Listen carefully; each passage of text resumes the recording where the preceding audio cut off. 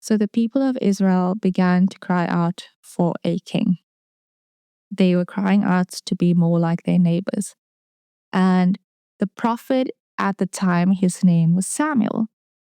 He counseled the people of Israel against a king.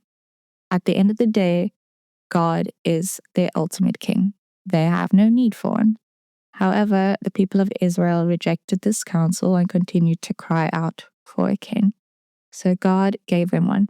And God gave them one in the form of Saul, son of Kish.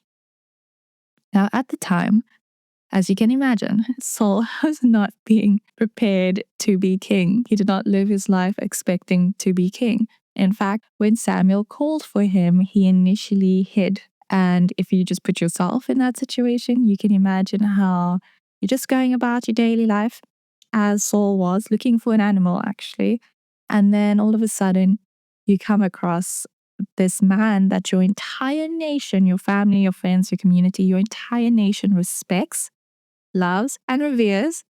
And this man tells you that you're going to be king over your nation, king over your family and friends.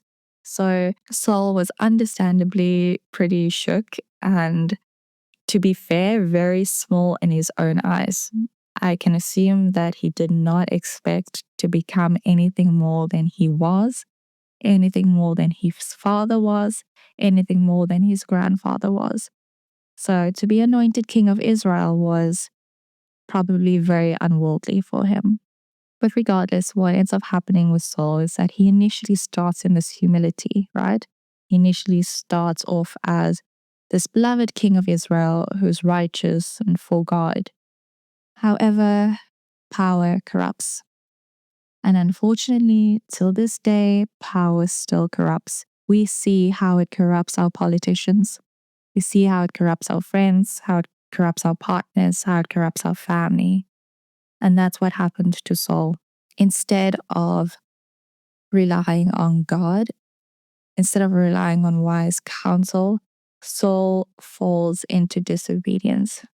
And a number of decisions that he makes results in the separation from God, to a point where God eventually turns from him and instructs Samuel to anoint another.